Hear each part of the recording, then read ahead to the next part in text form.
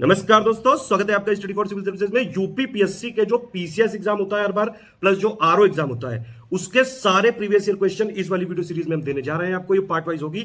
इसकी प्लेलिस्ट भी बना दी गई है। इसकी प्लेलिस्ट की लिंक इसके डिस्क्रिप्शन में दिया हुआ है। पीसीएस और आरओ एग्जाम के लिए बेहद जरूरी सीरीज है। प्लस यूपी पीएससी आयोग जितने एग्जाम कराता है, जहां जीएस आती है, उनके लिए भी मोस्ट इंपॉर्टेंट सीरीज है ये। इसमें ये पूरी कोशिश करी गई कि सारा डेटा लेटेस्ट, अपडेटेड और जो आज भी रेलिवेंट है, जो करंट वाला पोर्शन हटा के जो आज भी स्टैटिक जीएस वाला जो है, आज भी जो रिलेवेंट है, वो सारा डेटा इसमें दिया गया है। वीडियो को लाइक जरूर कर लीजिएगा। 50,000 लाइक हो जाएंगे तो इसकी पीडीएफ फ्री में मिल जाएगी। स्टडी फॉर सिविल सर्विसेज को अगर आप फॉलो करते हैं तो प्लीज हमारा फ्री वाला टेलीग्राम जरूर ज्वाइन कर लीजिए। सिविल सर्विसेज को यूट्यूब में फॉलो करते हैं तो हमारा फ्री वाला टेलीग्राम जरूर ज्वाइन कर लीजिएगा। बेहद जरूरी है ये। यूट्यूब में सारे अपडेट नहीं आ पाते हैं, यहाँ सारे नोटिफिकेशन मिलते हैं। वीडियो में सारे फैक्ट चेक कर लिएगा। फिर भी अगर आपका कोई सजेशन हो, कमेंट हो, कोई फीडबैक, कोई अपडेट लगे तो प्लीज आप वीडियो में जरूर कमेंट करिएगा। स्टडी फॉर सिविल सर्विसेज के पेड ग्रुप चलते रहते हैं। आप अगर हमारा जेन्युइन ऑथेंटिक अगर आपको मटेरियल चाहिए तो सिर्फ ये 3 नंबर है हमारे: 8564880530, 9696066089, 7523864455। मुझे व्हाट्सअप करना चाहते हैं 7838692618। इंस्टाग्राम पे अगर आप हैं तो हमारा पेज जरूर फॉलो कर लीजिएगा। studyforcivil.services है। आगे के प्रश्नों को देखते हैं। ज्योग्राफी के प्रीवियस ईयर क्वेश्चन पेपर्स, मतलब यहाँ प्रश्नों के माध्यम से हम हल कर रहे थे। तो आइए शुरू करते हैं। इसका पहला वीडियो हमने देख लिया था। भारत का सर्वाधिक आबादी वाला द्वीप है, कौन सा द्वीप है इसमें आप बताइए। माजुली है, अंडमान है, लक्षद्वीप है कि सालसेट है। तो वैसे अगर नदी में बनने वाले द्वीप को पूछता तो माजुली हो जाता, लेकिन वो यहाँ नहीं होगा। सालसेट यहाँ मौजूद है। आप जानते हैं कि मुंबई शहर इसी द्वीप पर बसा हुआ है, तो आबादी यहीं पर ज़्यादा होने वाली है। नेक्स्ट, कोरी क्रीक ये कहाँ पर है? तो कच्छ के रन में है। अब कच्छ के रन में कौन सा एरिया है ये आपको बताना है। फिलहाल यहाँ लिटिल रन और जो ग्रेटर रन है वो सब नहीं, कच्छ के रन में आप सीधा सीधा चुन सकते हैं। इसके बाद अगले वाले को देखिए। निम्नलिखित में से कौन सा सुमेलित नहीं है? तो यहाँ पर आप विकल्प देख रहे हैं, काफ़ी अच्छे अच्छे विकल्प हैं। और इसका आंध्र प्रदेश और मालनाड वाला जो ऑप्शन है वही परफेक्ट होगा, क्योंकि बाकी तो ठीक दिखाई दे रहे हैं। झारखंड और छोटा नागपुर का पठार ठीक ठाक मैच कर रहा है। महाराष्ट्र और जो रेन शेडो रीजन है, माने वृष्टि छाया, बादल ऊपर से गुजर जाते हैं और वहाँ वर्षा नहीं होती है, वो वाला रीजन। और छत्तीसगढ़ वाला तो साफ साफ दिख रहा है, तो डी हो जाएगा। इसके बाद अगले वाले को देखते हैं। निम्नलिखित नगरों में से कौन सा राष्ट्रीय राजधानी प्रदेश में स्थित है? अंबाला है, खुर्जा है, करनाल है, रोहतक है। इसमें से कौन सा राष्ट्रीय राजधानी मतलब एनसीआर के रीजन में आता है? तो इसमें से आप देख लीजिए, जो दूसरा, तीसरा और चौथा है, ठीक, दूसरा, तीसरा और चौथा वो इसके एनसीआर के रीजन में आते हैं। दूसरा, तीसरा और चौथा, लेकिन अंबाला इससे बाहर है। अगले वाले को देखिए। राष्ट्रीय राजधानी क्षेत्र में कौन सा सम्मिलित नहीं है? तो हरियाणा का हिस्सा, पंजाब का हिस्सा, राजस्थान का या फिर यूपी का। अब इसमें आप बताएं। तो पंजाब का हिस्सा शामिल नहीं है, ठीक है, पंजाब वाला पार्ट इससे बाहर है। नेक्स्ट, निम्नलिखित वाक्यों में से कौन सा सही है? तो boundary of Madhya Pradesh touches 7 state, मतलब जो मध्य प्रदेश की सीमा है वो 7 राज्यों को छूती है। Bhopal is located to the north of tropic of cancer. कर्क रेखा मध्य प्रदेश से होकर गुजरती है, आप जानते हैं। तो इसमें यह कहा गया कि भोपाल की लोकेशन उसके उत्तर में है। और Jammu Kashmir does not touch the boundary of Punjab. और Arunachal Pradesh does not have any national park, any national park. आप बताइए कि इसमें से सही कौन सा है? तो इसका अगर देखा जाए तो जो करेक्ट आंसर है वो मध्य प्रदेश वाला हो जाएगा, क्योंकि वही एकमात्र सही दिखाई भी दे रहा है। बाकी सब में दिक्कत है, ठीक। मध्य प्रदेश की सीमा 7 राज्यों से लगती है। अगले वाले को देखते हैं। भारत का लगभग 30% क्षेत्रफल 3 राज्यों में समाहित है। ये 3 राज्य कौन कौन से हैं, बस आपको यही बताना है। तो इसका जो करेक्ट आंसर है वो इसमें राजस्थान, मध्य प्रदेश और महाराष्ट्र वाला हो जाएगा। 30% क्षेत्र तो यही कवर करते हैं। और इसका जो ऑप्शन है वो कौन सा होगा? फिर सी वाला हो जाएगा। अगले वाले को देखते हैं। निम्नलिखित में से कौन सा कथन राजस्थान के मरु क्षेत्र के लिए सही है? तो यह विश्व का सबसे घना बसा हुआ मरुस्थल है, या फिर ये करीब 10,000 साल से भी ज़्यादा पुराना है, जिसका कारण यहाँ पे मानवीय हस्तक्षेप रहा है। और 40 से लेकर 60% क्षेत्र कृषि के लिए काफ़ी अच्छा है। शुद्ध बोए गए क्षेत्र में वृद्धि के कारण चारागाह क्षेत्र पर काफ़ी गलत प्रभाव पड़ा है, क्योंकि वो खेत बन गया। तो आप बताएं कि ये राजस्थान का जो मरु क्षेत्र है उसके बारे में सही कौन सा है?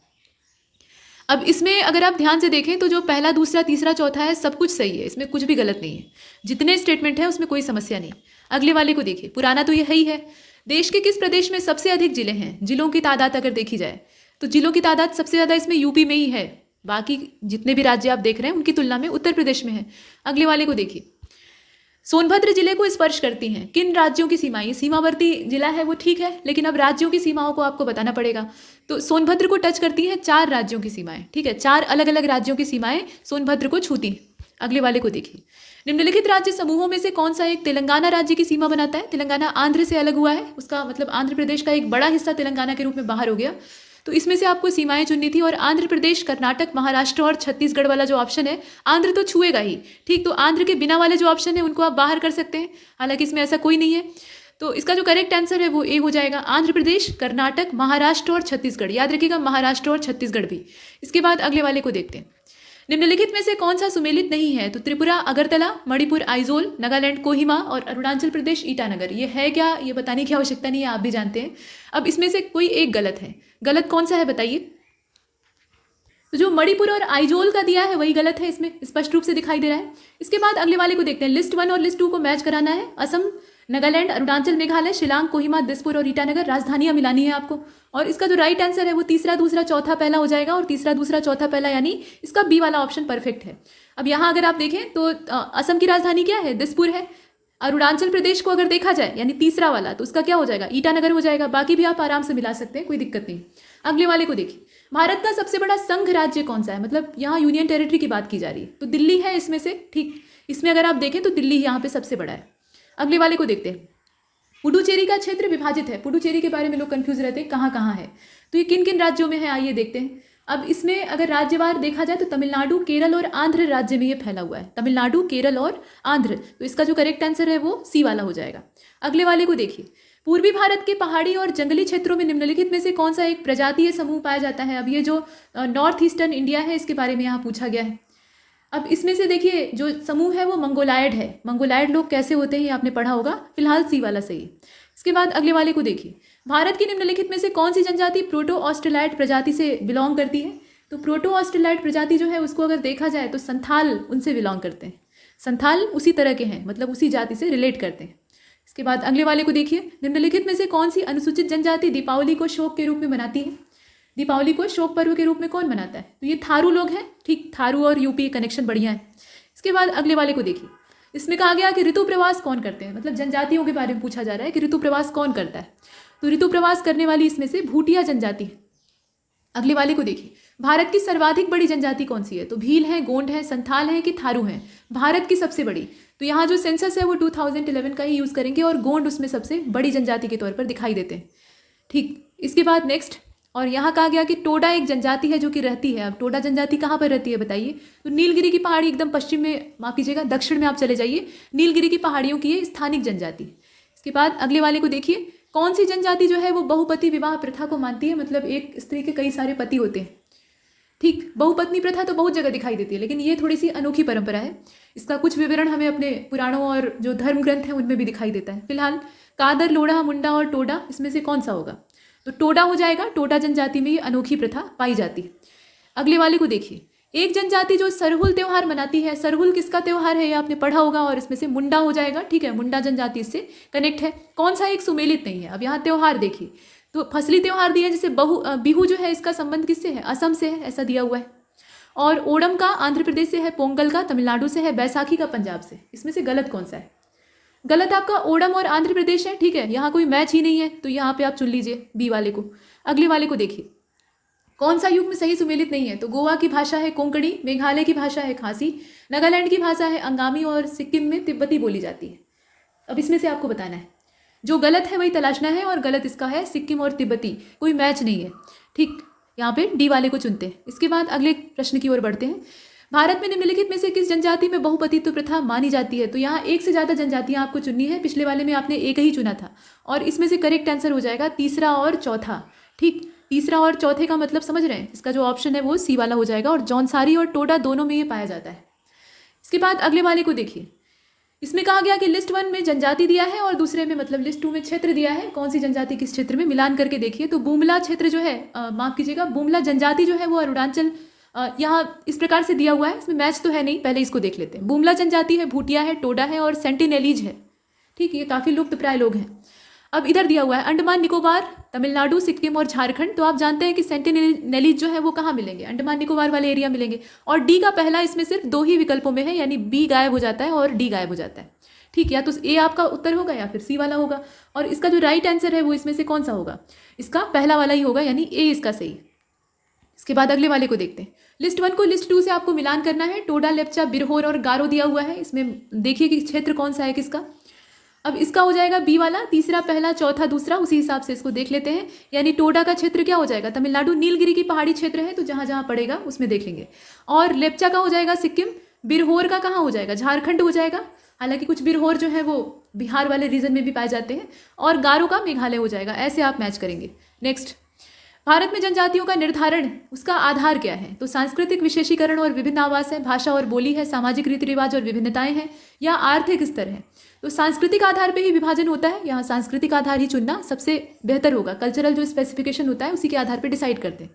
भारत में सर्वाधिक आद्य यानी सबसे जो प्राइमेटिव ट्राइब है वो कौन सी है? गोंड, जारवा, जुआंग और लेप्चा। तो इसमें अगर आप देखें तो जारवा जनजाति जो है वो सबसे आद्य यानी सबसे पुरानी दिखाई देती है। अगले वाले को देखिए, झूमिंग यानी जो शिफ्टिंग कल्टीवेशन का एक प्रकार है, इसको करने वाली जनजाति कौन सी? तो वैसे तो जो जितने भी आदिवासी लोग आपको दिखाई देते हैं या ट्राइबल लोग दिखाई देते हैं, अगर वो कृषक है तो अधिकतर इस प्रणाली को अपनाते हैं, लेकिन इसमें से जो प्रचलित तौर पे है तो खासी लोग ऐसा करते हैं, और ये कारण है निर्वनीकरण का, जो पूर्वोत्तर में आजकल बहुत ज़्यादा हो रहा है। इसके बाद अगले वाले को देखिए, लिस्ट 1 को लिस्ट 2 से मैच कराना है, तो गद्दी यहाँ जनजातियों के नाम है, गद्दी, टोडा, खासी, नागा। क्षेत्र आपको यहाँ सिलेक्ट करना है और इसका जो राइट आंसर है वो हो जाएगा डी वाला। डी वाले के अकॉर्डिंग इसको मिला लेंगे, दूसरा, चौथा, पहला, तीसरा। मतलब गद्दी जो है वो पहाड़ी क्षेत्र मतलब हिमालयन रीजन में पाए जाते हैं, आप जानते हैं। घुमक्कड़ लोग होते हैं, पशुचारण करते हैं, हिमाचल प्रदेश इसका रीजन हो जाएगा। टोडा जनजाति को आपने 10 बार देख लिया है, तो तमिलनाडु रीजन जहाँ नीलगिरी हिल्स होंगी। खासी जनजाति ये मेघालय में ही होगी और कहीं नहीं हो सकती। और नागा लोग जो है ये कहाँ से? मणिपुर से बिलोंग करते हैं। इसके बाद अगले वाले नागा विद्रोह आपने पढ़ा होगा। बांग्लादेश में प्रवेश करने के बाद गंगा नदी को किस नाम से जाना जाता है? तो लोहित, पद्मा, काली गंगा, नवगंगा। यहाँ विकल्प आसान है, आप आराम से चुन सकते हैं। इसके बाद अगले वाले को देखिए, कथन 1 में कहा गया है, मतलब कथन में कहा गया है कि गंगा बहुत प्रदूषित नदी है, और रीजन में बताया गया है कि जो नदी जितनी ज़्यादा पवित्र होती है उतनी ज़्यादा प्रदूषित होती है। तो दोनों बातें यहाँ पर दिखाई दे रही हैं। आप बताइए कि इसमें कारण और कथन सही है अथवा नहीं। तो इसका देखा जाए तो सीधा सीधा है कि पहला वाला सही है, गंगा बहुत ज़्यादा प्रदूषित हो गई है। लेकिन ये कोई बात नहीं है कि पवित्र होगा तो प्रदूषित ही होगा, ऐसा नहीं हो सकता। गंगा के प्रदूषित होने का मूल कारण क्या है? उसमें जो सीवेज बहाया जाता है या जो प्रदूषण हम लोग फैलाते हैं मानव जनित, पवित्रता उसका प्रदूषण का रीज़न तो है नहीं। इसके बाद अगले वाले को देखते हैं। यहाँ देखिए, भागीरथी और अलकनंदा ये कहाँ पर मिलती हैं? तो गंगा का जो पूरा तंत्र है, मतलब जहाँ से वो जनरेट होती है वहाँ से उसमें कौन कौन सी नदी कहाँ से आकर मिलती है और वहाँ कौन सा प्रयाग बनता है। प्रयाग मतलब मिलन बिंदु, ये आपको मालूम होना चाहिए। तो भागीरथी और अलकनंदा ये आपस में आकर मिलती हैं और वो स्थान कहलाता है आपका देवप्रयाग। ठीक, देवप्रयाग इसका जो करेक्ट आंसर है वो यहाँ पर है। अगले वाले को देखिए, यहाँ कथन ए में कहा है कि दिल्ली और आगरा के मध्य वर्ष के अधिकांश समय में यमुना नदी मृत हो जाती है। ठीक, और यमुना असतत वाहिनी नदी है, यानी उसमें हमेशा पूरे साल भर पानी नहीं रहता है। अब आप बताइए कि इसमें से दोनों में से सही कौन सा है? तो इसका आप समझ सकते हैं, यमुना एक सतत वाहिनी नदी है, कोई असतत वाहिनी तो है नहीं। इसका भी जन्म ग्लेशियर से ही होता है। अब यहाँ पर पहला वाला सही है, नदी जो है वो मृत हो जाती है, उसका रीज़न ग्लेशियर का सूखना नहीं है। इसके बाद अगले वाले को देखिए, निम्नलिखित नदियों में से कौन सी एक यमुना की सहायक नहीं है? तो बेतवा, चंबल, केन और रामगंगा, इसमें से आप बताएं। तो रामगंगा जो है वो यमुना को सपोर्ट नहीं करती है, ये गंगा को सपोर्ट करती है। इसके बाद अगले वाले को देखें, जिम कार्बेट का नाम चेंज करके रामगंगा नेशनल पार्क रखा जाएगा। ब्रह्मपुत्र का जो प्रवाह क्षेत्र है वो कौन सा है? तो तिब्बत, बांग्लादेश, भारत, भारत, चीन, बांग्लादेश, तिब्बत, या नीचे और 2 विकल्प दे रखे हैं। तो इसका जो करेक्ट आंसर है वो तिब्बत, बांग्लादेश और भारत हो जाएगा। ठीक, तिब्बत, बांग्लादेश, भारत, इस प्रकार से इसका क्रम है, और इसका जो ए वाला है वही सही। अगले प्रश्न में क्या कहा गया? अगले प्रश्न में आपसे कहा गया कि निम्नलिखित नदियों में से किनके स्रोत बिंदु लगभग एक ही हैं? तो ब्रह्मपुत्र और गंगा, तापी और ब्यास, ब्रह्मपुत्र और इंडस, इंडस और गंगा। तो ब्रह्मपुत्र और इंडस दोनों का जो स्रोत है वो लगभग एक ही है। ठीक, यहाँ अगर आप देखें तो ब्रह्मपुत्र और जो सिंधु नदी है उनका स्रोत लगभग पास पास है। ऐसे अगर आप मोटे तौर पे देखेंगे तो फर्क करना भी बहुत मुश्किल है। मानसरोवर लेक को आप देखते हैं। इसके बाद अगले वाले को देखिए, पश्चिमी घाट की नदियाँ डेल्टा का निर्माण नहीं करती। पश्चिमी घाट और पूर्वी घाट का मतलब आप समझ लीजिए, नीचे का जो प्रायद्वीपीय क्षेत्र है उसकी बात हो रही है। तो पश्चिमी घाट की नदियाँ डेल्टा नहीं बनाती और वो छोटे मार्ग से बहुत तेज रफ्तार से बहती हैं, कठोर चट्टानों के ऊपर से प्रवाहित होती हैं। ये इसका रीज़न है, और इसका जो करेक्ट आंसर है वो इसमें ए वाला हो जाएगा। ये कारण भी है, सही कारण है, मतलब वो डेल्टा नहीं बनाती हैं। अधिकतर जो पश्चिमी घाट की नदियाँ हैं, पश्चिमी घाट का मतलब अरब सागर में गिरने वाली नदियाँ, यहाँ पे जनरेट होने की बात नहीं की जा रही है, तो वो डेल्टा नहीं बनाती हैं, वो एस्चुरी का निर्माण करती हैं, ज्वार नदमुख बनाती हैं। उसका रीज़न यही है, छोटा मार्ग होता है, ढाल वहाँ पे तीखा होता है। इसके बाद अगले वाले को देखते हैं। प्रायद्वीपीय भारत की सभी प्रमुख नदियाँ बंगाल की खाड़ी में गिरती हैं, लेकिन नर्मदा तथा तापी ये दोनों नदियाँ अरब सागर में गिरती हैं। नर्मदा तापी विभ्रंश घाटी से होकर बहती हैं, ये इसका रीज़न है। ठीक, बात तो यहाँ कही गई है, लेकिन उसका जो कारण है उसको ध्यान दीजिएगा। अब इसका अगर देखा जाए तो सही व्याख्या ये करता है, विभ्रंश घाटी से होने की वजह से, मतलब चलने की वजह से ही ये अरब सागर की ओर गिरती है, क्योंकि जल विभाजक क्षेत्र जो बीच में आप देखते हैं, मतलब जल विभाजक अगर भारत में हम यहाँ पे ड्रॉ कर लें तो हम देखेंगे कि इनका जो विभ्रंश घाटी वाला क्षेत्र है वो इसके इस पार मतलब पश्चिम की ओर पड़ेगा, और इनका जो ढलान है वो अरब सागर की ओर हो जाता है, तो इसमें ए वाला हो जाएगा। इसके बाद अगले वाले को देखते हैं। अगले वाले में आपसे कहा जा रहा है कि नर्मदा अपने मुहाने पर डेल्टा बनाती है, ठीक, और यह भ्रंश घाटी से बहती है। तो बात तो ठीक है कि भ्रंश घाटी से बहती है, लेकिन जो पहली बात कही गई है कि डेल्टा बनाती है, तो नर्मदा एस्चुरी बनाती है, इसलिए ए वाला गलत है और आर वाला सही है, ठीक, इसका डी हो जाएगा। अगले वाले को देखिए, इसमें कहा गया कि अमरकंटक से कौन सी नदी का उद्गम होता है, तो अमरकंटक से नर्मदा निकलती है, आप जानते हैं। अगले वाले को देखिए, कौन सी नदी रिफ्ट या भ्रंश द्रोणी से होकर बहती है, जो फॉल्ट थ्रो होता है वहां से होकर बहती है, नर्मदा, ब्रह्मपुत्र, गंगा या फिर कृष्णा। तो आपने अभी 20 बार पढ़ा है, नर्मदा ही है, ठीक है, नर्मदा का यहाँ प्रवाह क्षेत्र ऐसा विभ्रंश घाटी वाला है। पश्चिमी वाहिनी नदियां जो होती हैं उसमें से कौन सी दो पर्वत श्रेणियों के बीच में से होकर बहती है, दो पर्वत श्रेणियों के बीच से होकर बहती है, ये कौन सी नदी? तो इसमें से नर्मदा है, ठीक, नर्मदा जो है वो बीच में से विभ्रंश बनाकर निकल जाती है, ये आपने देखा है। इसके बाद अरब सागर में गिरने वाली नदी कौन सी है, तो इसमें गोदावरी, कृष्णा और महानदी को अगर आप देखें तो ये बंगाल की खाड़ी में जाकर गिरती है, लेकिन ताप्ती ये जो नदी है ये अरब सागर में जाकर गिरती है, नर्मदा की तरह। अगले वाले को देखें, अगले वाले में कहा गया कि भारत की निम्नलिखित नदियों में से कौन सी पश्चिमी घाट से नहीं निकलती है, पश्चिमी घाट से कौन सी नहीं निकलती है बताइए। तो ताप्ती जो है ये पश्चिमी घाट से नहीं निकलती है, लेकिन ये गिरती है पश्चिम की ओर। तो मुहाना कहाँ से है और ढलान किधर मिल गया, ये अलग अलग चीज़ें हैं। गोदावरी, कावेरी और काबम, या इसको काबम कहा जाता है, तो ये नदियाँ जो है ये पश्चिमी घाट से उद्गम करती हैं, यहाँ पर ताप्ती हो जाएगा। इसके बाद अगले वाले को देखिए, कावेरी का उद्गम स्थान क्या है, तो कावेरी का उद्गम स्थान इसमें से हो जाएगा ब्रह्मगिरी की पहाड़ियाँ। निम्नलिखित नदियों में से किसको दक्षिण की गंगा कहा जाता है, तो दक्षिण की गंगा गोदावरी को कहा जाता है। अगले वाले में चलते हैं, यहाँ पर कहा गया कि निम्नलिखित भारत की नदियों में से कौन सी एस्चुरी बनाती है, तो गोदावरी, कावेरी, ताप्ती और महानदी दिया हुआ है। एस्चुरी बनाने वाली नदी इसमें से ताप्ती होगी जो अरब सागर की ओर गिरती है। इसके अलावा नर्मदा भी एस्चुरी का निर्माण करती है।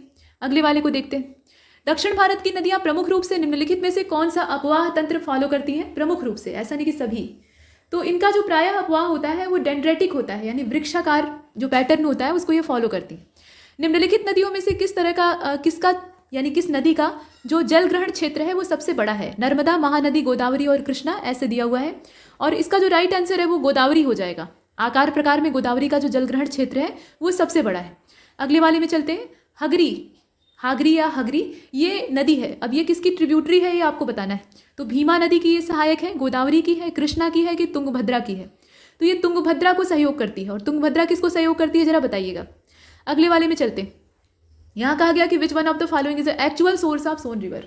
सोन रिवर जो है उसका वास्तविक स्रोत क्या है, शहडोल जिले में अमरकंटक क्षेत्र, शहडोल जिले में सोनगुड़ा, बिलासपुर क्षेत्र में जो सोन बछवार है वहाँ पे, या फिर मंडला के पठार से निकलती है। तो सोन नदी का जो सबसे प्रामाणिक स्रोत है वो शहडोल जिला है, अमरकंटक, ठीक है, अमरकंटक शहडोल वाला जो है, इसको दोनों को याद रखिएगा। इसके बाद अगले वाले को देखते हैं, निम्नलिखित नहरों में से किसे दामोदर नदी से निकाला गया है, तो सरहिंद नहर, एडन नहर, बिस्ट दोआब और ईस्टर्न ग्रे, इसमें से कौन सा होगा। अब इसमें से राइट आंसर हो जाएगा एडन, ठीक। अगले वाले को देखते हैं, यहाँ पर आपने देखा दामोदर किसकी सहायक नदी है जरा बताइए। दामोदर अंत में किसको सहयोग करती है, तो ये हुगली में जाकर मिलती है, ध्यान दीजिएगा, ये गंगा में नहीं मिलती है, हुगली में जाकर मिलती है, और फिर हुगली जो है वो गंगा को सपोर्ट करती है। इस प्रकार से आगे बढ़ते हैं, निम्नलिखित बांधों में से कौन सा बेतवा नदी पर बनाया गया है, लवकुश बैराज है, रिहंद डैम है, शारदा बैराज है और राजघाट डैम है, इसमें से कौन सा होगा। तो देखिए इसका करेक्ट आंसर राजघाट डैम हो जाएगा, ठीक, राजघाट डैम हो जाएगा। कमेंट बॉक्स में ये बताइएगा कि ये जो बैराज और डैम दिया है दोनों में फर्क क्या होता है, या अंतर होता ही नहीं, आप बताइए। अगले वाले को देखते हैं, महात्मा गांधी सेतु कहाँ पर है, ये तो आपने कई बार पढ़ा होगा, और इसका जो रीजन यहाँ पे क्षेत्र है वो बिहार हो जाएगा। इसके बाद अगले वाले को देखते हैं, यहाँ कहा गया कि किस नदी का उद्गम स्थल भारत में नहीं है, भारत में वो उद्गम नहीं करती है। तो इसमें से अगर आप देखें तो सतलज, राकस ताल इसका उद्गम स्थान है, और यहाँ पर ये भारत से बिलोंग नहीं करता है। इसके बाद नेक्स्ट, सूची 1 को सूची 2 से मिलाना है, नदी और सहायक नदी दिया हुआ है, तो गंगा, गोदावरी, कृष्णा, यमुना ये सब मुख्य नदियाँ हैं, इनकी ट्रिब्यूटरी के तौर पर भीमा, केन, मंजरा और सोन नदियों के नाम दिए। तो इसमें अगर आप देखें तो डी वाला जो मिलान है वो सही होता है, और डी के हिसाब से देख लेते हैं, चौथा, तीसरा, पहला, दूसरा, मतलब गंगा को सपोर्ट कौन सी करती है, सोन नदी करती है। गंगा और सोन नदियों के संगम पर पाटलिपुत्र शहर बसाया गया था, आपने इतिहास में पढ़ा होगा। और गोदावरी ये किसको सपोर्ट करती है, मतलब माफ कीजिएगा, गोदावरी को इसमें कौन सा सपोर्ट करता है, तो मंजरा, इसमें से मंजरा, वैसे कई सारी ट्रिब्यूटरी है। और कृष्णा को सपोर्ट करती है भीमा, और यमुना को सपोर्ट करती है केन। केन, चंबल, ये सब नदियाँ ये यमुना को सपोर्ट करती हैं। अगले वाले को देखिए, निम्नलिखित नदियों में से कौन सा अध्यारोपित नदी का उदाहरण है, मतलब सुपर इम्पोज्ड रिवर के तौर पे उसे हम एग्जाम्पल में देखते हैं। अलकनंदा, कोसी, चंबल, गोदावरी। तो अध्यारोपित नदी इसमें से चंबल है, ठीक, चंबल। अगले वाले में चले, चंबल का पानी काफ़ी साफ है ऐसा माना जाता है। यहाँ कहा गया कि संकोश नदी किसकी सीमा बनाती है, संकोश रिवर, यानी आप चले जाइए पूर्वोत्तर में और याद करके बताइए इसमें से कौन सा होगा। तो इसका जो करेक्ट आंसर है वो हो जाएगा असम और पश्चिम बंगाल, ठीक, असम और पश्चिम बंगाल के बीच में ये सीमा बनाती है। अगले प्रश्न में चले, और इसमें पूछा गया कि किशन गंगा, इसका जो हाइड्रो इलेक्ट्रिक प्रोजेक्ट है वो काफ़ी चर्चा में रहता है। फिलहाल किशन गंगा सहायिका है, अब ये किसकी सहायिका है जरा बताएं। तो इसमें से वो झेलम को सहयोग करती है, वितस्ता यानी झेलम को सहयोग करती है। झेलम में बहुत सारी नदियाँ जो हैं वो छोटी छोटी जाकर मिलती हैं और अंत में जाकर वो जो सिंधु नदी है उसमें मिल जाती है। इसके बाद अगले वाले को देखें, किसका सुमेल यहाँ पर सही नहीं है, मतलब अहमदाबाद साबरमती, हैदराबाद कृष्णा, कोटा चंबल और नासिक गोदावरी, मतलब क्षेत्र का नाम दिया है और उस क्षेत्र से प्रवाहित होने वाली नदियों के नाम दिए हैं। और इसका जो राइट आंसर है वो हैदराबाद और कृष्णा का दिया हुआ है, वो आपस में मैच नहीं करता है, ठीक, ये आपस में मैच नहीं कर रहा है, बाकी सब कर रहे हैं। यहाँ देखिए कौन सा जोड़ा गलत है आपको बताना है। तो कोटा चंबल, भुवनेश्वर महानदी, जबलपुर नर्मदा और सूरत ताप्ती, इसमें से कौन सा होगा। अब इसका अगर देखा जाए तो भुवनेश्वर और महानदी वाला जो जोड़ा है वो गलत है, ठीक, भुवनेश्वर और महानदी का जोड़ा गलत है, बाकी सब सही है। नेक्स्ट, सुमेलित कीजिए, कटक, लुधियाना, ठीक, जगहों के नाम दिए, नासिक, उज्जैन, गोदावरी, क्षिप्रा, महानदी, सतलज। मिलान आपको करना है, जैसे लिस्ट मिलानी होती है ना वैसे ही मिलान करना है। तो इसका जो मिलान है उसमें आप देखिए ए का क्या हो जाएगा, तीसरा हो जाएगा, तो ए का तीसरा इसमें 2 में दिया हुआ है। अब इसमें से आपको सिलेक्ट करना है, बी का हम चौथा चुनेंगे, यानी लुधियाना जो है वो सतलज से बिलोंग करेगा, ठीक। कटक को आप किससे मिलाएंगे, महानदी से मिला लीजिए। नासिक को आप गोदावरी से मिला लीजिए और उज्जैन को क्षिप्रा से मिला लीजिए। कुंभ वाला आपको अगर याद आएगा तो हो जाएगा, यही हमारा उत्तर होगा। तो इसका करेक्ट आंसर क्या है, ए वाला है। इसके बाद अगले वाले को देखते हैं, निम्नलिखित में से कौन सी एक मंदाकिनी के किनारे अवस्थित नहीं है, मतलब क्षेत्र को पूछा जा रहा है कि कौन सा मंदाकिनी, उत्तर भारत में जाइएगा मतलब हिमालय वाला क्षेत्र, तो उसी के संदर्भ में पूछा गया है। अब इसका अगर देखा जाए तो इसका करेक्ट आंसर हो जाएगा गोविंद घाट, ठीक है, गोविंद घाट इसमें से मंदाकिनी के किनारे नहीं है। लिस्ट 1 को लिस्ट 2 से आपको मिलाना है, ठीक, लिस्ट 1 को लिस्ट 2 से मिला लीजिए। जलप्रपात दिया है और नदी दिया है, कौन सा जो वाटरफॉल है वो किस नदी से बिलोंग करता है, बस यही चुनना है आपको। तो आप जानते हैं कि दूध सागर जो है ये भी चर्चा में भी है, पूछा जा सकता है। दूध सागर जो है ये मांडवी से बिलोंग करता है, ठीक है, गोवा से इसका संबंध है। तो ए का क्या हो जाएगा, चौथा। अब ए का चौथा इसमें 2 विकल्पों में है, एलिमिनेशन आप लगाएंगे तो थोड़ी सी मेहनत कम लगेगी और आसानी से उत्तर आ जाएगा। तो ऊपर वाले 2 विकल्प ही हो सकते हैं, नीचे का तो नहीं होगा। 50-50 का इसमें है, बताइए कौन सा होगा। और इसका जो राइट आंसर है वो हो जाएगा ए वाला, चौथा, दूसरा, पहला, तीसरा, यही इसका मिलान है, यानी बी का हो जाएगा दूसरा। डुंडुमा का क्या, इसमें मच्छकुंड हो जाएगा। और गोकाक को हम किससे मिलाएंगे, गोकाक को मिलाएंगे दिसपुर से आमने सामने, जोग को मिला लीजिए घाट प्रभा से। अगले वाले में चलते हैं, निम्नलिखित युग्मों में से कौन सा सुमेलित नहीं है। शिव समुद्रम जलप्रपात कावेरी, चुलिया प्रपात चंबल, जोग प्रपात कृष्णा और धुआंधार नर्मदा, बताइए इसमें से गलत कौन सा है। तो गलत जोग वाला है, ये देखकर अभी पीछे आपने इसको देखा है और यहाँ पर कृष्णा आ गया, तो ये गलत है।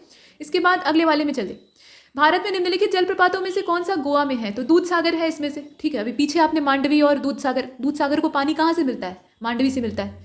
नेक्स्ट, यहाँ पर देखें, कुंचिकल जलप्रपात की सही ऊंचाई, कुंचिकल असल में है, तो कुंचिकल जो वाटरफॉल है उसकी सही हाइट आपको बतानी है, कौन सी इसमें से होगी। हालांकि अब हाइट वाले प्रश्न ऐसे नहीं पूछे जाते कि सीधा सीधा आंकड़ा पूछ लिया जाए, यहाँ पर कम अधिक या आरोही अवरोही लगाने के लिए दे सकता है। फिलहाल हाइट पता होनी चाहिए और इसका जो करेक्ट आंसर है वो 455 हो जाएगा। 455 मीटर बहुत ज़्यादा ऊंचाई होती है, ठीक, 455। इसके बाद नेक्स्ट, यहाँ देखिए बेम्बा नद केरल में है और कहाँ रहेगी। इसके बाद कौन से 2 भारतीय राज्यों की साझेदारी वाली झील है, मतलब 2 राज्यों में ये अपना पानी साझा करती है, चिल्का, कोलेरू, लोनार या फिर पुलिकट, इसमें से कौन सा होगा। तो इसमें से आपका हो जाएगा पुलिकट। पुलिकट जो है वो 2 राज्यों से अपनी जो पानी क्षेत्र है उसको साझा करती है। नेक्स्ट, भारत के किस राज्य में फुलहर झील है। तो उत्तर प्रदेश में है, पीलीभीत वाला जो एरिया है, ठीक। इसके बाद अगले वाले में चले, यहाँ देखिए, निम्नलिखित में से कौन सा सुमेलित नहीं है। बेम्बा नद केरल, लोकटक मेघालय, ठीक है, डल जो है वो कश्मीर और पुलिकट आंध्र प्रदेश, इसमें से आप बताइए गलत कौन सा है। तो आप समझ रहे हैं लोकटक जो है, ये लोकटक झील मेघालय में कहाँ से चली जाएगी, इसकी लोकेशन यहाँ गलत दी है। लोकटक की जो लोकेशन है वो कहाँ पे है, मणिपुर का जो फ्लोटिंग नेशनल पार्क है किम्बुल लमजाओ, वो इसी पर बना हुआ है। तैरता हुआ फुंडी जो ग्रासलैंड है, सड़ी हुई घास आर्द्रभूमि के तौर पे इस पर तैरती है। मॉन्ट्रेक्स रिकॉर्ड में भी ये शामिल है, ये झील जो है, ठीक। इसके बाद आगे चलते हैं, यहाँ पर कहा गया कि कौन सा सही सुमेलित है। झील और अवस्थिति दिया हुआ है, लोनार है, नक्की है, ठीक, और कोलेरू है, इसके अलावा पुलिकट है। बताइए इसमें से कौन सा होगा, सुमेलित कौन सा है? तो इसका अगर आप देखें तो जो कोलेरू का दिया है ना आंध्र प्रदेश, वही सही है, बाकी जितने हैं वो यहाँ पर गड़बड़ हैं। अगले वाले में देखते हैं, भारत में निम्नलिखित झीलों में से कौन सा असम में अवस्थित है? हमीरसर, कोलेरू, सला और चपनाला। कौन सी असम में है बताइए? तो चपनाला जो है वो असम में है, ठीक, लोकेशन के हिसाब से। कौन सी झील जो है इसको रहस्यमयी कहा जाता है? तो यहाँ जोर पोखरी है, डोडीताल है, रूपकुंड है और रेड हिल्स है। इसमें अगर आप देखें तो रूपकुंड झील जो कि उत्तराखंड वाले रीजन में पड़ती है, ये सबसे रहस्यमयी मानी जाती है। ऐसा माना जाता है, क्यों रहस्यमयी है वो बता दिया जाए। यहाँ से स्वर्ग में जाने का रास्ता है, ठीक, स्वर्गारोहण के लिए युधिष्ठिर जब पांडवों के साथ जा रहे थे तो यहीं से वो चढ़े थे ऊपर। बाकी पांडव तो रास्ते में बर्फ में ही जमकर मर गए थे, लेकिन युधिष्ठिर को जीते जी स्वर्ग में जाने का अवसर प्राप्त हुआ था उनके कुत्ते के साथ, तो वो यहीं से स्वर्ग की सीढ़ियाँ चढ़कर ऊपर पहुंचे थे। तो यहाँ एक पर्वत श्रृंखला, हिमालय में पर्वत श्रृंखलाओं की कमी नहीं है, तो पर्वतारोही प्रायः इस जिज्ञासा में यहाँ चले जाते हैं कि कहीं ऊपर रास्ता तो नहीं है ये सोचते हैं। तो इस प्रकार से यहाँ बहुत सारे नरकंकाल भी पाए गए हैं। ऐसा माना जाता है कि तांत्रिक लोग साधना वगैरह करते हैं, तो ये रहस्यमयी है। इसके बाद आगे चलते हैं। वैसे तो पूरा हिमालय ही रहस्यमयी है। भारत की निम्नलिखित झीलों में से कौन सा जम्मू कश्मीर में है बताइए? तो फुलहर अभी यूपी में हमने देखा, कोलेरू हमने देखा कि साउथ में है, तो वो जम्मू कश्मीर में होने वाली नहीं है। हमीरसर और अंचार में से बताइए। और इसका जो राइट आंसर है वो अंचार हो जाएगा। ये जो अंचार झील है ये जम्मू कश्मीर में लोकेट करती है। इसके बाद अगले वाले में देखते हैं, बर्फ से ढकी झील घेपन, घेपन जो है वो बर्फ से आच्छादित है, नीचे पानी है लेकिन ऊपर बर्फ है, ये कहाँ पर है? तो इस प्रकार की झील जो है ये राज्य इसका हो जाएगा हिमाचल, ठीक, हिमाचल। यहाँ पर जो बी वाला ऑप्शन है वो परफेक्ट है। अगले वाले में चले, यहाँ कहा गया कि भारत के किस राज्य में मानसून का आगमन सबसे पहले होता है? सबसे पहले, तो सबसे पहले केरल में होता है। आपने कई बार अखबारों में पढ़ा होगा, दक्षिण पश्चिमी मानसून सबसे पहले केरल के तट से टकराता है, उसके बाद फिर वहीं से आगे बढ़ता है। इसके बाद अगले वाले में देखिए, उत्तर पूर्वी मानसून में सबसे अधिक वर्षा प्राप्त करने वाला राज्य कौन सा है? याद रखिएगा, दक्षिण पश्चिमी नहीं, उत्तर पूर्वी। तो उस मौसम में सबसे ज़्यादा वर्षा कहाँ पर होती है बताइए? तो तमिलनाडु हो जाएगा, ठीक है। पश्चिमी विक्षोभ वाला ये समय होता है, उस समय भारत में जो उत्तरी इलाका है वहाँ ठंडी पड़ रही होती है। इसके बाद अगले वाले में देखिए, निम्नलिखित राज्यों में से किसमें अधिकतम औसत वार्षिक वर्षा है वो होती है? कहाँ पर होगी? अरुणाचल में होगी, सिक्किम में होगी, केरल में होगी या फिर JNK में होगी? तो इसमें अगर औसत वार्षिक वर्षा की बात करें तो सिक्किम में सबसे ज़्यादा होती है। इसके बाद अगले वाले में देखते हैं, भारत में सबसे कम वर्षा वाला स्थान कौन सा है? लेह है, बीकानेर है, जैसलमेर है या फिर चेरापूंजी है? तो चूंकि मरुस्थल ये महाद्वीपों के पश्चिमी किनारे पर होते हैं, ऐसा माना जाता है, वहाँ पे ठंडी जलधाराएं और जो लो प्रेशर एरिया है, माफ कीजिएगा हाई प्रेशर एरिया है, वो जनरेट होता है, तो आर्द्रता की कमी हो जाती है। कुल मिलाकर वर्षा आर्द्रता पर निर्भर करती है, और जब एल्टीट्यूड बढ़ता है तो उससे शुष्कता में भी वृद्धि होती है, ठंडक बढ़ती है चूंकि। तो लेह वाला एरिया है, शीत मरुस्थल। इसके बाद अगले वाले में देखें, मिट्टी कई मीटर नीचे दफन है, तो यहाँ वनस्पतियाँ भी नहीं पाई जाती, लाइकेन वगैरह थोड़े बहुत मिल सकते हैं। इसके बाद देखिए, भारत में वर्षा का आधिक्य होते हुए भी यह देश प्यासी धरती समझा जाता है। कारण यह है कि वर्षा का पानी तेजी से बह जाता है या फिर भाप बनकर तुरंत ही उड़ जाता है। थोड़े महीनों का ही इसमें वर्षा का क्रम जो है वो कुछ ही महीने चलता है, या फिर सभी। तो यहाँ सभी हो जाएगा, हालांकि एक भी कारण सीधे नहीं है।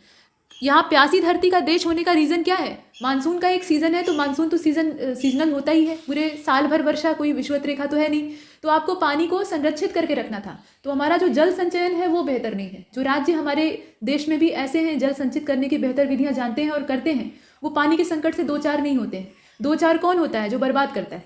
तो ये मुख्य रीज़न। इसके बाद आगे चलें, अगले वाले में देखिए, कहा गया कि निम्नलिखित में से भारत के किन क्षेत्रों में औसत 200 मिलीमीटर वर्षा होती है? अब इसमें आप बताइए, वर्षा की मात्रा औसतन इतनी होती है, तो ये क्षेत्र कौन सा हो सकता है? यहाँ पर ये ध्यान दीजिएगा कि ये मिलीमीटर है, सेंटीमीटर नहीं है कि 200 सेंटीमीटर वाली वर्षा से आप विषुवत रेखा के यहाँ पहुँच जाए। ये जम्मू कश्मीर हो जाएगा। इसका मतलब समझ रहे हैं, बहुत कम वर्षा।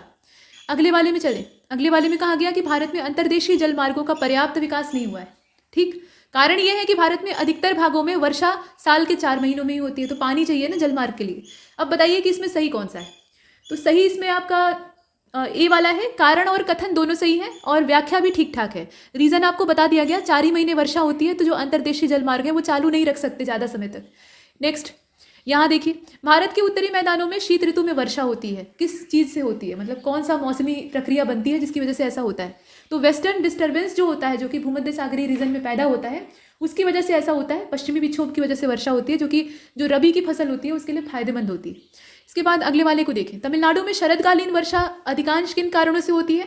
तो यहाँ आप रीज़न बताइए। अब यहाँ पर पश्चिमी विक्षोभ को मत चुन लीजिएगा, ये उत्तर भारत के लिए ही सिर्फ काम करता है और तमिलनाडु कहाँ है, दक्षिण में है। तो यहाँ जो उत्तर पूर्वी मानसून होता है उसकी वजह से ऐसा होता है। अगले वाले को देखिए, इसमें कथन कारण फिर से आ गया, कहा गया कि northern plain of India receive some rainfall in winter. ठीक, रीज़न ये है कि नॉर्थ ईस्ट मानसून जो है वो एक्टिव हो जाता है, सक्रिय हो जाता है जाड़े के मौसम में। अब इसमें करेक्ट आंसर आपका क्या होगा, ए वाला या बी वाला, बताइए। तो इसका जो करेक्ट आंसर है वो इसमें हो जाएगा बी वाला। ठीक, दोनों सही है, दोनों सही है, लेकिन यहाँ आर ए की व्याख्या नहीं कर पा रहा है। अगले वाले में चले, भारत के निम्नलिखित में से किस क्षेत्र में शीतकाल में वर्षा होती है? तो उत्तर पश्चिम में, दक्षिण पश्चिम में, उत्तर पूर्व में या दक्षिण पूर्व में? बस आपको दिशा बतानी है। तो दिशा क्या हो जाएगी, उत्तर पश्चिम, उत्तर पश्चिम। ठीक है, ये वाला। इसके बाद अगले वाले में चले, भारत में सुनामी वार्निंग सेंटर कहाँ पे है? सुनामी की चेतावनी देने वाला केंद्र कहाँ है? हैदराबाद में है। नेक्स्ट, मौसम विज्ञान विभाग ये कहाँ पर स्थित है? तो लोकेशन सिर्फ आपको बतानी है, नई दिल्ली में है, मेट्रोलॉजिकल डिपार्टमेंट। अब यहाँ फिर से कथन कारण आ गया, तो हिमालय में भूस्खलन की आवृत्ति में वृद्धि हुई है, जो लैंडस्लाइड होता है वो वहाँ बढ़ गया है। कारण ये है कि हिमालय में बड़े पैमाने पर खनन कार्य हुआ है। सही बात है, खनन कार्य ही नहीं, काट काट कर सुरंग बना रहे हैं और सुरंग देखकर खुश हो रहे हैं। तो भाई ठीक है, विकास नहीं करेगा मनुष्य तो नष्ट हो जाएगा, पक्की बात है, लेकिन विकास का रास्ता विनाश से होकर गुजरता है, तो पक्की बात है। तो यहाँ आप जानते हैं, फिर खनन होगा, सड़क बनेगी, तो बड़े बड़े जो पत्थर हैं, पेड़ काटेंगे पहले, तो पेड़ से जो जड़ें पकड़कर मिट्टियाँ बैठी हुई थी वो नष्ट हो जाएंगी, और पत्थर उनसे जुड़े रहते हैं तो वो एकदम से खुल जाएंगे, और जरा सी बारिश होगी तो तुरंत आकर सड़क पर गिर जाएंगे। तो ये सब लैंडस्लाइड होता रहता है और उसका यही रीज़न है। तो इसमें ए वाला हो जाएगा। हालांकि सिर्फ अकेला यही रीज़न नहीं है, और भी है। अब यहाँ फिर से कथन कारण है, तो पश्चिमी घाट की तुलना में पूर्वी तट जो है, मतलब पश्चिमी तट की तुलना में जो पूर्वी तट है वहाँ चक्रवात ज़्यादा आते हैं। ठीक, और कारण ये है कि भारत का पूर्वी तट उत्तर पूर्वी व्यापारिक पवनों की मेखला में पड़ता है, मतलब उनका जो जोन है या क्षेत्र है उसमें पड़ जाता है, इस कारण से ऐसा होता है। तो आप बताइए इसका क्या कारण हो सकता है? और इसका कारण जो है वो यहाँ सही नहीं दिया है, मतलब चक्रवात आने का ये कोई रीज़न नहीं है कि वो व्यापारिक पवनों की मेखला में पड़ जाता है। ऐसा कोई प्रमाणिक तरीका नहीं है जिससे कि हम ये जान सकें कि ट्रेड विंड की वजह से चक्रवात आता है। ठीक, तो इस वजह से दोनों सही है, लेकिन यहाँ व्याख्या ठीक नहीं। इसके बाद अगले वाले में चले, महाराष्ट्र में कोयना क्षेत्र, कोयना नदी का नाम है, तो वो वाला क्षेत्र के निकट भविष्य में अधिक भूकंप प्रभावित होने की संभावना है। ठीक है, यहाँ पहले भूकंप नहीं आता था, जो दक्कन प्लेटू है उसको स्थिर माना जाता था, लेकिन अब यहाँ भी भूकंपीय गतिविधियाँ बढ़ गई हैं, और दोनों क्षेत्र के रीज़न अलग अलग हैं। चूंकि हिमालय डेवलप हो रहा है, तो जब डेवलपमेंट होता है तो उतार चढ़ाव होते हैं, इस वजह से वहाँ पर भूकंप आ रहे हैं, और कुछ मानवीय गतिविधियों से भी। और जो दक्कन का प्लेटू है अब वो विखंडित हो रहा है, हिंद महासागर में नीचे दरार पड़ रही है, और निकट भविष्य में हम देखेंगे कि भयंकर सुनामी और इन सब चीज़ों से भारतीय उपमहाद्वीप को जूझना पड़ेगा। हिंद महासागर में लगातार परिवर्तन हो रहे हैं, ये टेक्टोनिक मूवमेंट है, तो इस वजह से जो दक्कन का प्लेटू है वो भी अस्थिर होता जा रहा है, और भविष्य में और ज़्यादा होगा।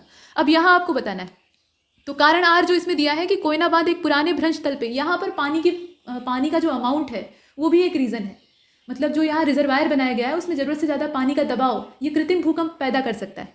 तो यहाँ वही कहा गया कि कोयना जलाशय के जल स्तर के परिवर्तन के साथ ये ज़्यादा सक्रिय हो जाता है। तो आप बताएं कि इसमें कथन और कारण सही कौन सा है? दोनों सही है, व्याख्या भी सही है। यहाँ जो भूकंप का रीज़न है वो प्राकृतिक नहीं है, मानव निर्मित भूकंप है, और वो कैसे आता है? पानी के दबाव की वजह से। बहुत ज़्यादा पानी आप स्टोर करके रखें तो वहाँ जो नीचे की ज़मीन है उस पर दबाव बनेगा तो कंपन पैदा होगा। ठीक, ए वाला सही। अगले वाले में चले, और अगले वाले प्रश्न में हम लोग देख रहे हैं कि which one of the following area of India does not come under the zone of high seismic intensity. भूकंप में हम लोग एंटर कर चुके हैं, तो यहाँ पे सीस्मिक इंटेंसिटी की बात हो रही है। कौन सा नहीं आता है? जो आता है वो तो यहाँ दिया ही है, बताइए। उत्तराखंड, कर्नाटक का पठार, कच्छ और हिमाचल। तो आप समझ लीजिए कि इसमें से कौन सा क्षेत्र ज़्यादा स्थिर हो सकता है? कर्नाटक का पठार, ये भूकंपीय मेखला में नहीं आता है। अब इसका मतलब ये नहीं है कि यहाँ पर भूकंप आएगा ही नहीं, आ सकता है बेशक। दक्कन प्लेटू इस समय अस्थिर हो रहा है तो निश्चित रूप से आ सकता है, लेकिन इन सब में सबसे कम। तो यहाँ तक हमने कुछ प्रश्नों को हल किया है, सीरीज आगे जारी रहेगी। इसमें इतना ही।